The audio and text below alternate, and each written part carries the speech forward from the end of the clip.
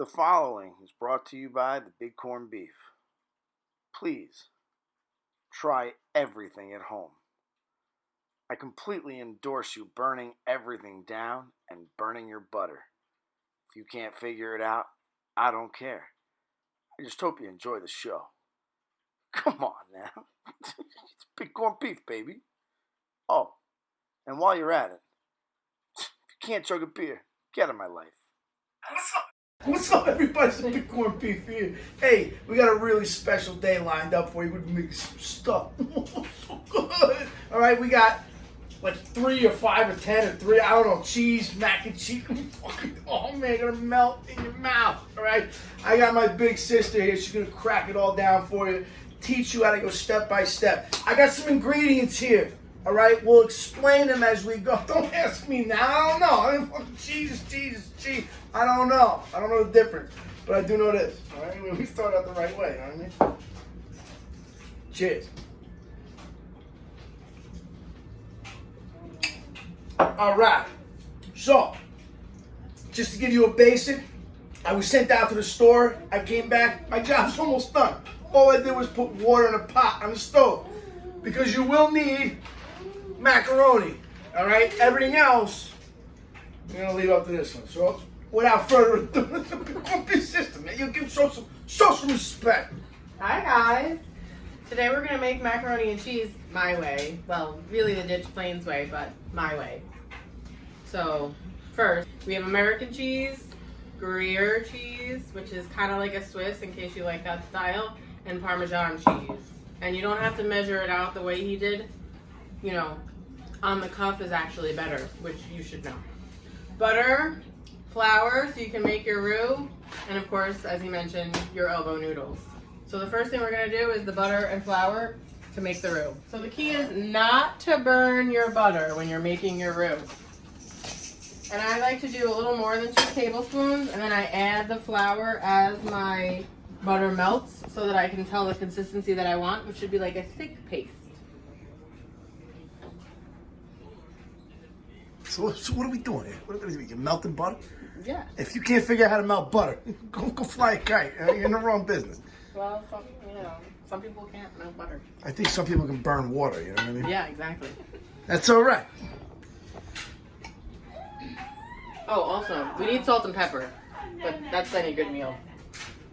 So when you're making your roux and you're melting your butter, you just kind of slowly incorporate the flour and start blending, and you'll see as the butter melts, then things get a little more liquefied, then you add a little more flour and turn the heat down if you hear that sizzle because it's too hot.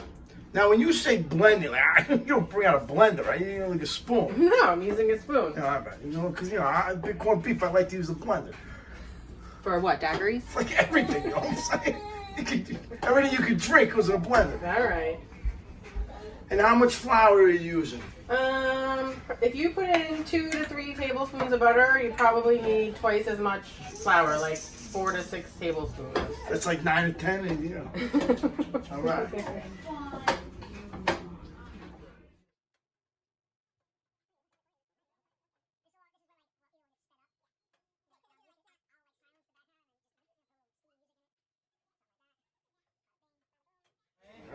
We're roughing. The roux is almost ready. You need heavy cream. And milk, but you need to heat up 2 cups of milk. 2 cups. Like just warm. What do I heat it in? A microwave. So right now, we're gonna heat up some milk and cream. Okay? So I put some cream in a bowl because I don't know how to measure that shit. So I was told 2 cups of milk, 2 cups of cream. Okay? And the roux is ready. All right, so I got the bowl. All right, you heat it up until it's, mildly hot and warm. And I got the rest of it heating up in there in the Pyrex. I think you're allowed to put that in the microwave. Yeah. All right, and then the roux It's done. is just thickened up. That's what we were leaving you off with before. All right, and then in a little bit, we're gonna turn the heat back up to get a boil on this water so we can cook that pasta. All right. Start. I'll get it. Adding the milk and the cream. Whisk it together. Oh, shit. Doesn't have to be perfect. Slowly. Yeah, just like that.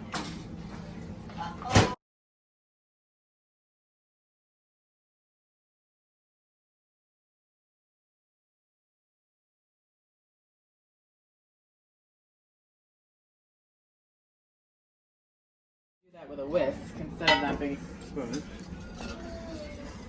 Keep it nice and slow. Huh? And we're gonna warm it up. I had it on low to make the roux so that I didn't burn the butter or the flour, but now I'm gonna put it like medium heat. And if anybody asks, what paste do I pour it in? It's like an old man pissing, you know what I'm saying? With a big prostate? I don't know what a prostate is. You should. Got no prostate.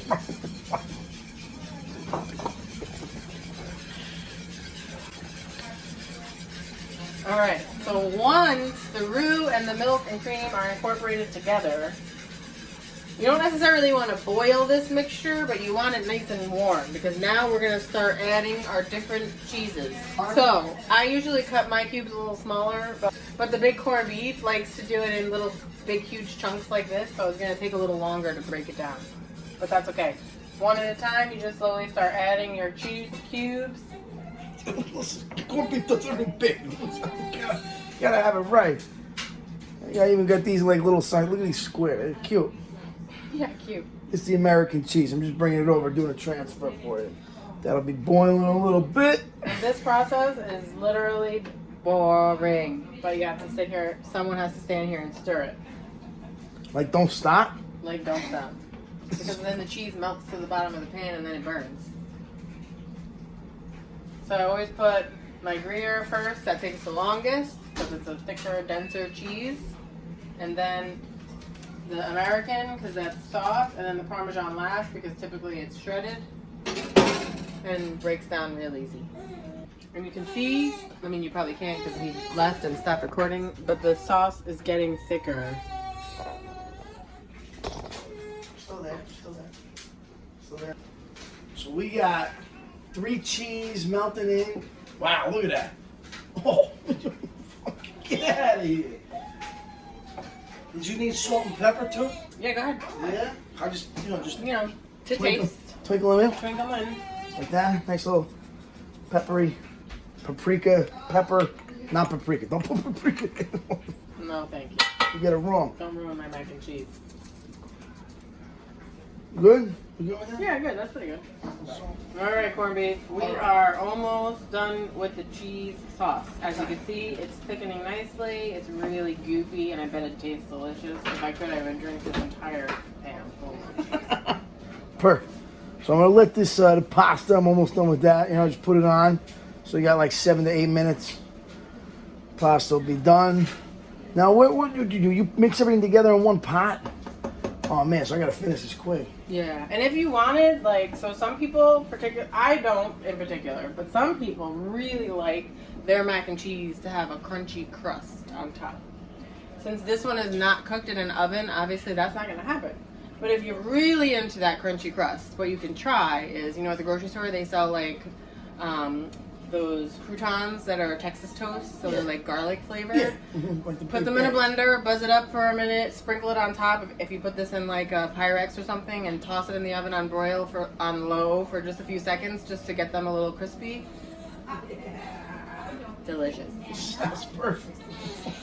So if you're one of those people, me, I like the creamy sauce. Can I just use some breadcrumbs or something? Yeah, you could. Add a little dried crumbled Parmesan cheese on top. Oh. Hey, speaking my language. The point of this video is that not everything has to be measured, and you don't always have to follow a recipe exactly as it is.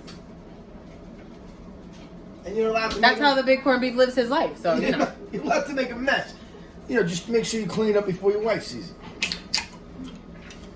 All right, so that's ready. All right, let me see that thickness over here. Wow.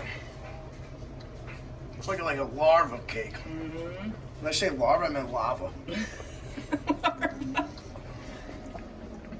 I don't know what I'm talking about. Oh, it's ready. And how's this? Is this any good? Yeah, it's almost there. So we strained out the pasta. I like to give it a couple shakes. Is it al dente? If you can't boil water into pasta, you got a problem.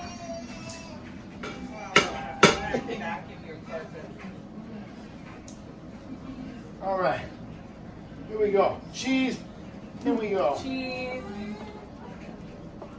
Oh my God.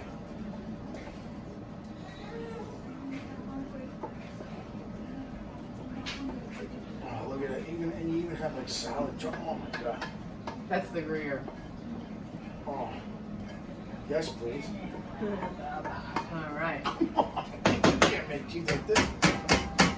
Well, they can now. They watch your video. That's hot. Oh, we're good. Look at that. All right. We blend it up in here, mix it up real good. If you give it about 8 minutes, then it gets a little thicker.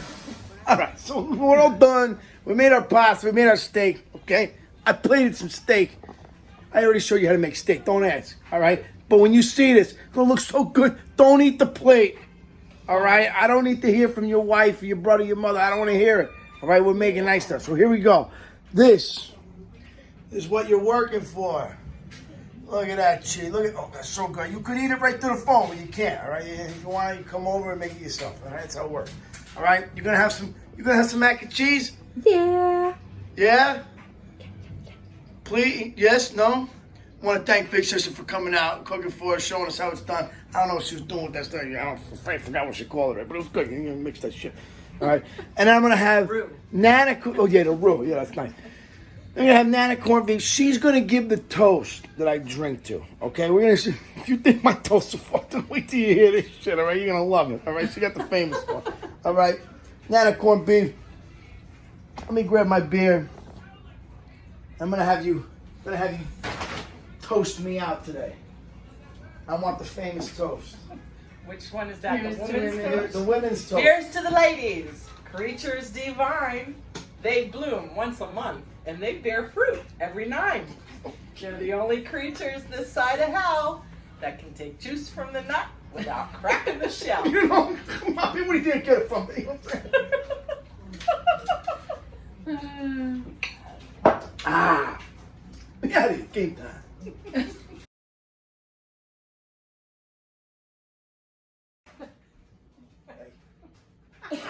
That's great. I'm a professional. Okay. Don't you forget it. Got it? Okay. You good? Where are you gonna go? Right, I'm gonna go right here and then No I'm way. gonna turn it there. You don't have to turn. I'm gonna go turn it. Okay. So you know where you gonna go? Right here. Nowhere. Nowhere. Where you going? Nowhere. All right. So. Boom. If you can't get the pasta from the colander back into the pot, you might be the big corned beef. All right, now that the pasta's back in the pot, mostly. For the most part. Mostly. I'm trying to record, and it's just you can hear the background. So I don't want to put you upstairs. Oh, Daddy, don't say that to little corned beef. Bring him in here. So I'm going to need you to pipe it down.